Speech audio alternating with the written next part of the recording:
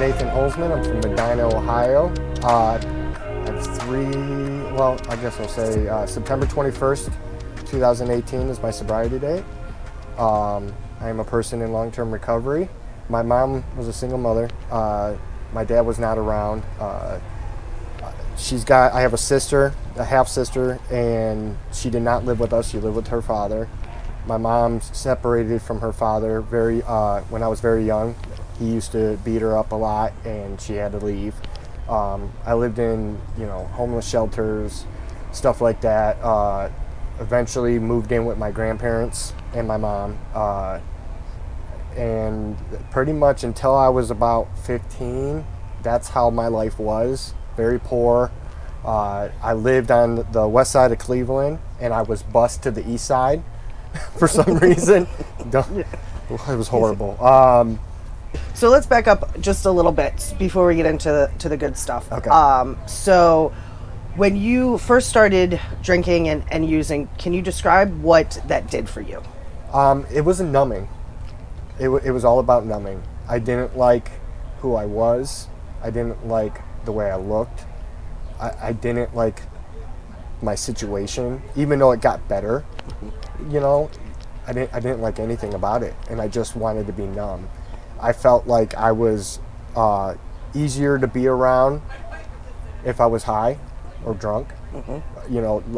All of my friends that I hung out with were all doing it, and they were having a blast, and I was having a blast. So it was all about numbing.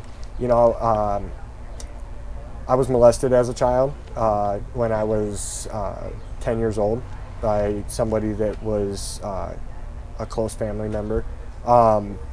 They did like 3 years in prison over it. So that was a big deal. Like, I was trying to just, I thought that I was this horrible person because it happened to me. And it wasn't something that I ever talked about at all. Like, I went to counseling and stuff like that for it, but it was, then it was hush hush. We're moving on, we're moving forward.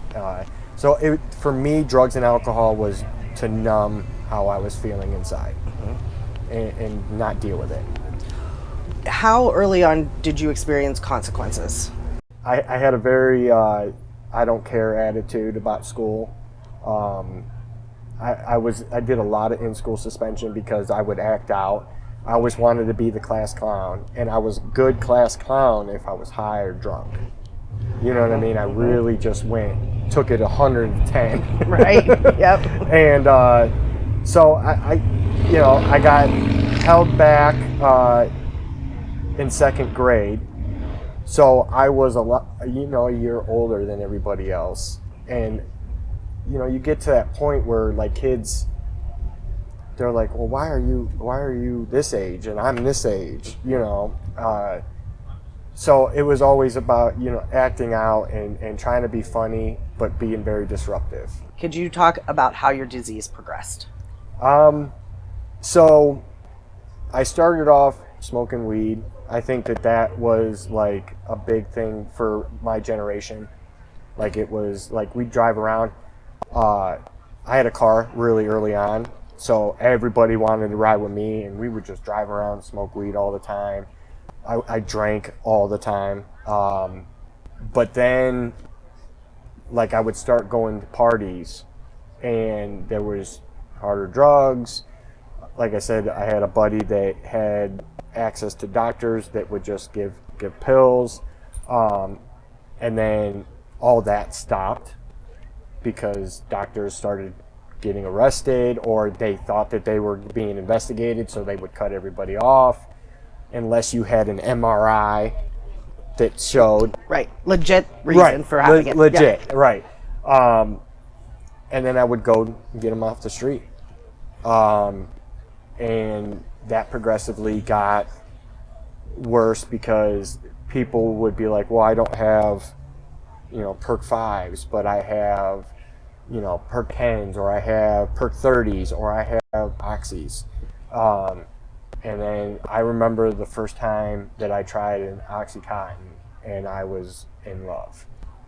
Like, it was like just an entire body experience. And then OxyContin got hard to get. You know what I mean? And so I had 3 or 4 different drug dealers, and then they were like, well, I don't have OxyContins, but I have Opanas.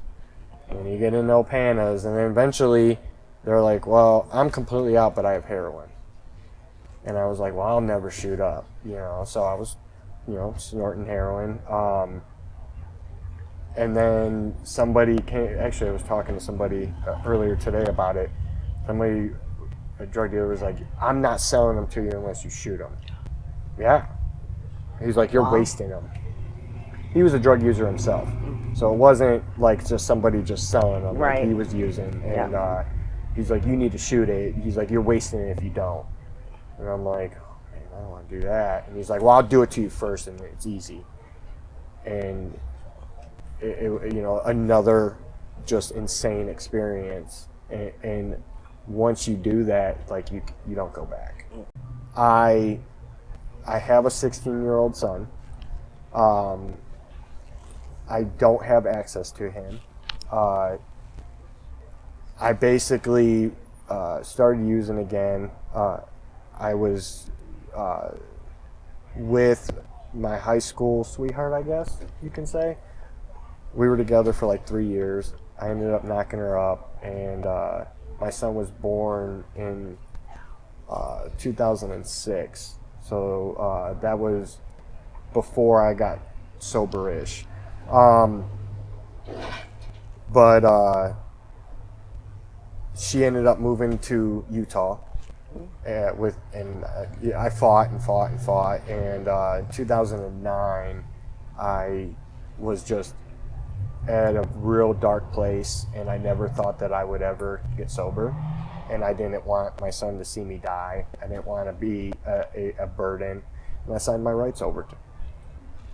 For some reason, I thought it'd be a really good idea to rob some places. I ended up robbing 5 different places at knife point. I got caught. My mom actually turned me in, which I was very angry about at first. Today I can say that she saved my life. Right. And my house got raided. They arrested me. I was looking at a max of 55 years. Wow. Yeah. There was some hiccups in the case, and I was able to plead down to 3 years. I did 2.5. I got out and ended up in Akron at a somewhat of a halfway house with 100 and something guys. I was like, I'm never going to use. I didn't work on me at all. It was just like, I want to get back to work. I want to get my life back. I want to do this. I want to do that. Within 3 weeks, I was using. And don't get me wrong, I wasn't completely sober in prison. I did a lot of time in the hole, doing dumb stuff that was drug related. But once I got close to that door, I was like, okay, I gotta stop. Like, because to me, when I was doing it in prison, I was like, I'm just trying to escape the hell that I'm in. Right. You know what I mean? Yeah, absolutely. But I'm getting close to the door. I need to stop. I need to get myself right. It's hard to do on your own. Right. I had 6 months over my head. At that point, I was already like 4.5 months in. I ended up doing, they came and got me. I had a fold of drugs on me that I just did, but the fold was still on me. When they searched me, they found it. They were trying to give me another charge. It never went into fruition, thank God. But I did 45 days in Lorain Correctional, which is a complete lockdown facility. And When they came and got me, I was telling them, I am so glad you guys are coming to get me. Like, I was just like out of control. And that was the turning point for me. I can only imagine what my mom went through for those 3 years, and to even have to call the police and tell them, like, you know, the guy that you're looking for is my son. Right.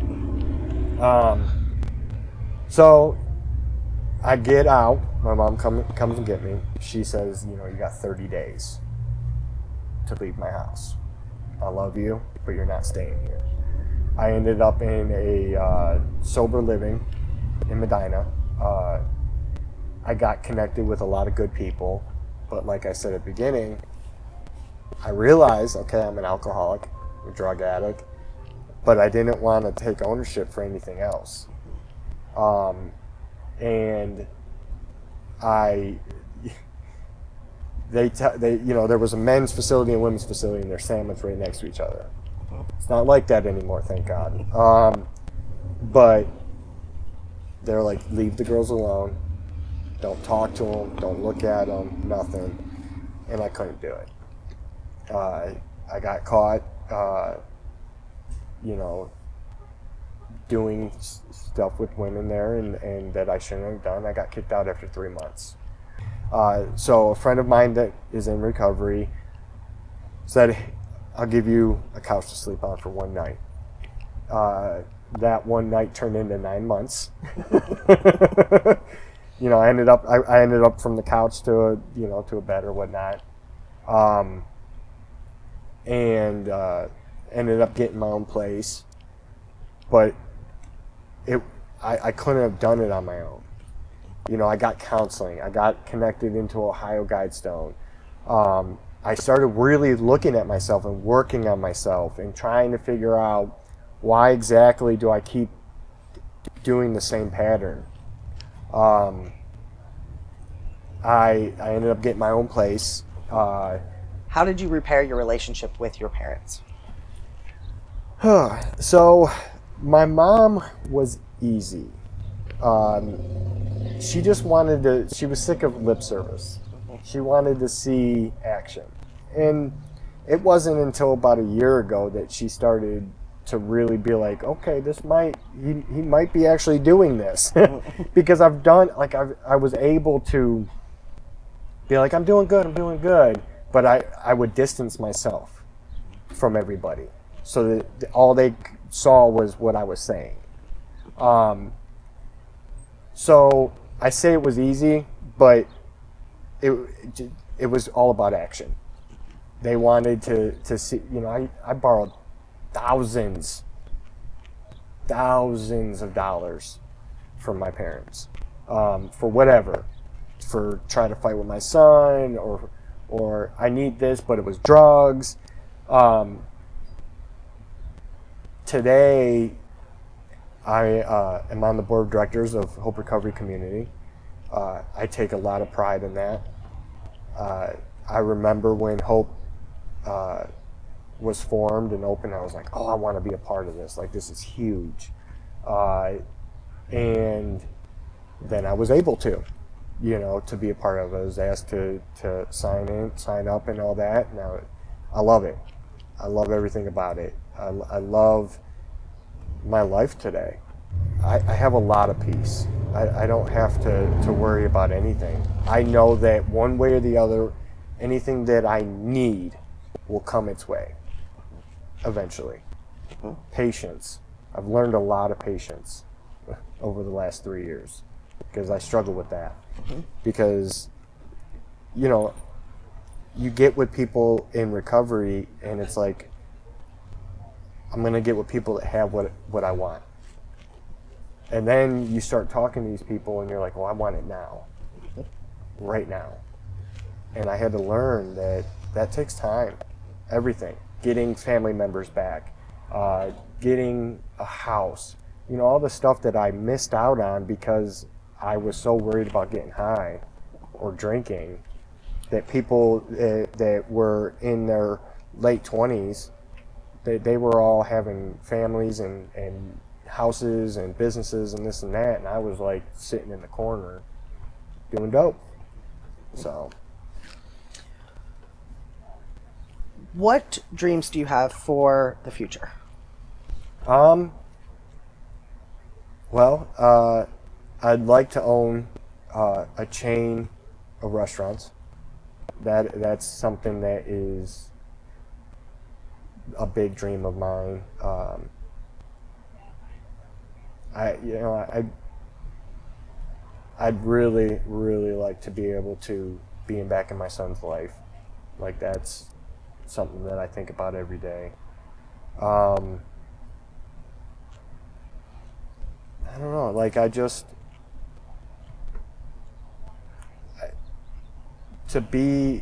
like to continue being a part of an organization that is growing so rapidly, and to hopefully be a part of that for 20, 30 years, and to see it flourish to, something huge, even bigger. So. Beautiful. What did you learn from your addiction? I learned that it's okay to ask for help, that I don't have to be in control of everything. You have a very full life and really have that sense of peace. How did the we of recovery help you, and what do you do to ensure that you're continuing to be part of that we? Oh man, so the we is my entire life is I owed my entire life to the we. Everything that I have today, I didn't do on my own. I couldn't have. I never could 10 years ago. It's about giving back. It's about, I have, am I allowed to say sponsees? Yep. Okay. Yep. I have, sponsees that help me today more than I can help than I feel I can help them. But continue to work a program, any program, is a life, like it's for life. It's permanent. It's a permanent fixture. I always try to, if somebody needs something, I try to help them in any way, shape, or form. It's not all about me. And 9 times out of 10, when I help somebody, it helps me in some way. Yes. So, always giving back in one way or the other. Sometimes I fall short,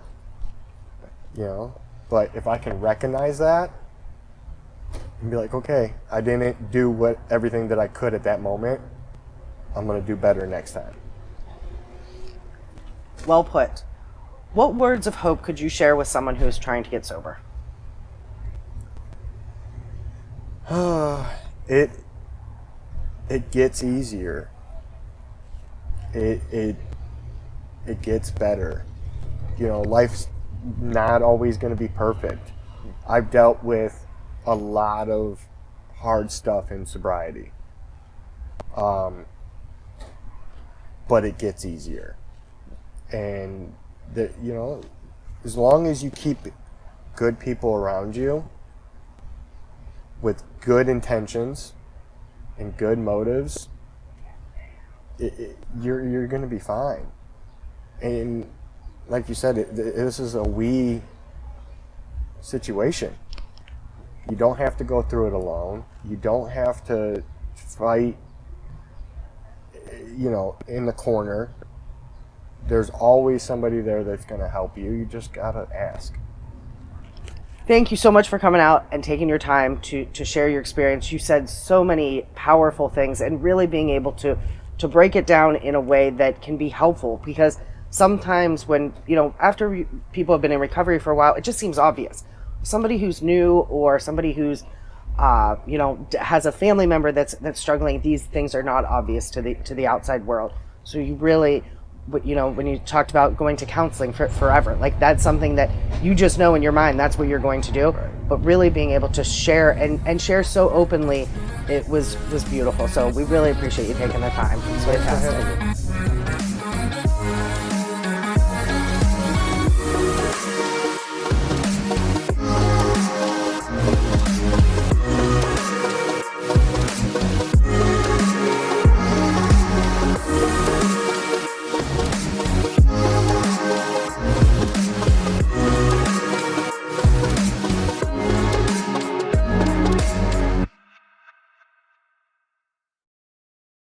Crypto.com Visa card, a metal card powered by crypto.